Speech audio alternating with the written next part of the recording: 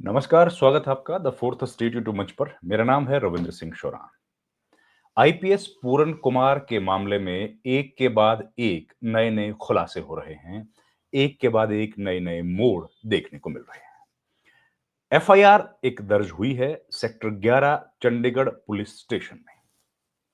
लेकिन उस एफआईआर को जब पढ़ा गया, तब देखा गया कि अ, क्लैरिटी नहीं है कुछ भी एफआईआर में और कई तरह के घुमावदार मोड़ एफआईआर में दिए गए हैं।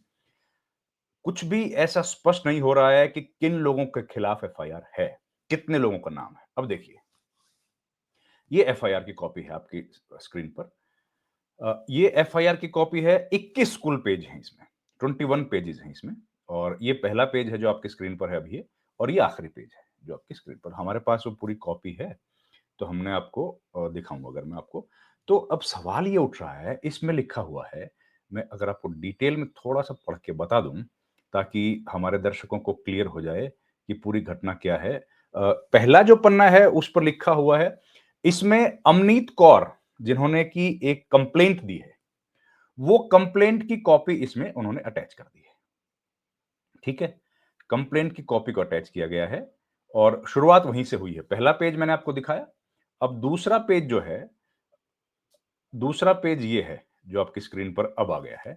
ये स्क्रीन पर आ गया जो पेज नंबर 2, ये देखिए पेज है। ये आ गया। ये यहां से कहानी की होती है शुरुआत। सबसे पहले इसमें अमनीत कौर ने, जो कि उनकी पत्नी हैं, उन्होंने जो कंप्लेंट दी है, वो कंप्लेंट है और उस कंप्लेंट में वो जो ज़िक्र कर रही हैं, उसको हूबहू लगा दिया है। कंप्लेंट में 2 लोगों के खिलाफ कार्रवाई की मांग है, एसपी नरेंद्र बिजारनिया और शत्रुजीत कपूर डीजीपी, ठीक है? और उसके बाद लिखा है फाइनल नोट, जो कि आप जानते हैं, उन्होंने लिखा था। तो ये देखिए, यहां से शुरू होती है जो कंप्लेंट लिखी गई थी अमनीत कौर की, अमनीत कौर ने जो लिखित में दिया है और इसके बाद कहानी में एक मोड़ आ गया। अब वो मोड़ क्या है, वो बताता हूं आपको।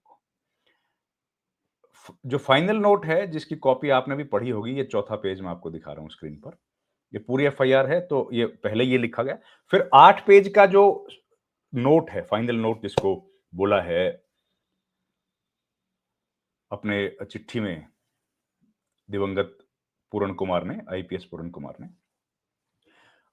वो अटैच किया गया है। पहले अमनीत कौर की चिट्ठी, अमनीत कौर का जो कंप्लेंट है वो, फिर आईपीएस पूरण कुमार का 8 पेज का वो नोट, जो फाइनल नोट लिखा है और उसके बाद एफआईआर है। अब एफआईआर में पुलिस ने जो लिखा है, वो थोड़ा-सा हैरानी की बात है, वो चिंता की बात है कि स्किल है ऐसा या कुछ बचाने की कोशिश है या फिर इसी तरीके से लिखा जाता है। अब ये कई सारे सवाल एक साथ खड़े हो गए। अब मैं आपको ये दिखाता हूं कि पुलिस ने एफआईआर में जो लिखी है वो बात। पहले मैं आपको पूरी एफआईआर, बल्कि एक बार कहें तो आपको थोड़ा सा तफसील से पढ़ के बताता हूं, लेकिन उसका लब्बो-लुबाब पहले बताऊं मैं अगर, तो वो ये है कि पुलिस ने लिखा है कि जो as per the final note, अब as per the final note जो है, उसमें तो कई लोगों के नाम हैं। उसमें तो 13-14 नहीं, बल्कि 16-17 लोगों के नाम है। उस फाइनल नोट में तो जिक्र, आरोप नहीं, जिक्र है कि मैं तो खुल्लर से भी मिला। जो खुल्लर हैं, आईएएस अधिकारी, आप जानते हैं, बहुत ताकतवर हैं और उनसे भी मिला। राजेश खुल्लर जो सीपीएस हैं, प्रिंसिपल चीफ प्रिंसिपल सेक्रेटरी अभी हैं, उसमें तो अनिल विज का भी जिक्र है। अब सवाल ये उठ रहा है, क्या इन सबके खिलाफ एफआईआर हुई है? अनिल विज से लेकर राजेश खुल्लर से लेकर, लेकिन वो कह रहे हैं कि राजेश खुल्लर और अनिल विज दोनों से मैं मिला अपनी कंप्लेंट लेकर। तो क्या इनका भी नाम एफआईआर में है या फिर केवल उन लोग, या फिर उन अधिकारियों का नाम है जिनका जिक्र किया गया है? अब सवाल ये उठ रहा है, ये क्लैरिटी एफआईआर में नहीं है। एफआईआर को जब, अगर मैं आपको एफआईआर पढ़ के बताऊंगा, तो देखिए एफआईआर को मैं आपको पढ़ के बताता हूं और एक एक पेज को जब हम पढ़ेंगे तो क्लैरिटी आती है और क्या ये जानबूझकर किया गया है, किसी के दबाव में किया गया है या फिर इसके पीछे की कहानी क्या है, ये हमें थोड़ा सा समझने की जरूरत है। एफआईआर जो लिखी गई है, वो मैं आपको बताऊं। एफआईआर की जो शुरुआत हुई है वो इस तरह से हुई है। पहले मैं इसको आपकी स्क्रीन से हटा देता हूँ ताकि हम लोग आमने सामने एक दूसरे से बात कर पाएं।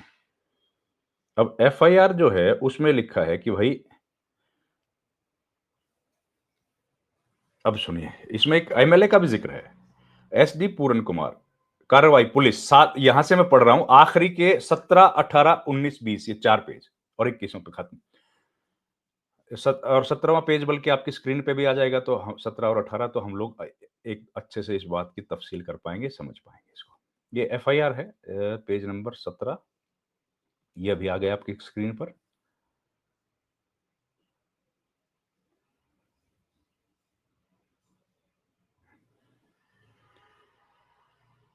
ये आ गया आपकी स्क्रीन पर। अब इसको पढ़िए हम लोग। आखिरी की जो लाइन है, आखिरी की लाइन जो है, आखिरी की 3 लाइनें,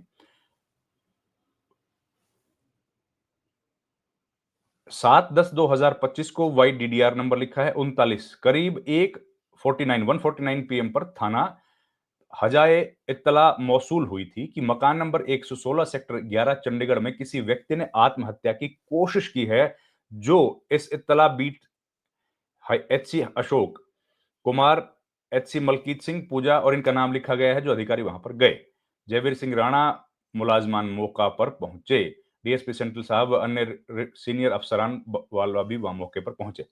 तो जहां पर श्री अमित रत्न एमएलए भटिंडा ने बतलाया, अमित रत्न एमएलए भटिंडा ये वहां पर मौजूद थे। अब वो उनके ताल्लुकात रहे होंगे, निजी ताल्लुकात ये है जी। अब हम लोग शिफ्ट करते हैं पेज नंबर 18 पर। ये थी कहानी 17 की, अब आ गए हम लोग पेज 18 जो आपकी स्क्रीन पर इस वक्त है। अब इसमें लिखा है, वाई पूरन कुमार आईपीएस ने अपने घर की बेसमेंट में बने साउंड प्रूफ रूम में खुद को गोली मारकर किया, जिस पर फौरन उनके साथ बेसमेंट में जाकर पाया कि एक व्यक्ति की बॉडी लहूलुहान बेसमेंट में बने साउंड प्रूफ रूम के अंदर सोफा पर पड़ी थी। माथे, कान व नाक से खून काफी मात्रा में बह रहा था। हेड के राइट शॉट से पिस्टल पकड़ी हुई थी। सोफा पर खून लगा था। ये उन्होंने डिटेल वहां की बताई। मौके पर मोबाइल फॉरेंसिक चंडीगढ़ पुलिस आई। सेक्टर 18 चंडीगढ़ सरकारी फोटोग्राफर वीडियोग्राफर के फौरन मौके पर भेजने का मैसेज दिया गया। ये पूरी डिटेल उन्होंने बताई है। ये आपकी स्क्रीन पर है। और अब देखिए,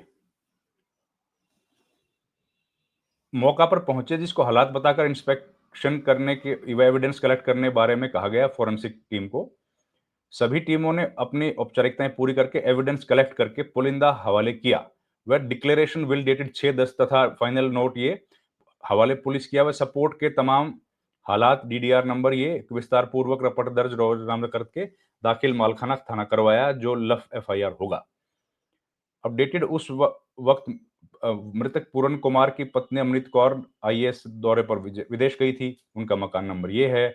वहां उन्होंने एक लिखित दरखास्त पेश की, जिस पर जनरेट किया गया, डेटेड 8/10/25 जनरेट किया गया, बीट करके लीगल ओपिनियन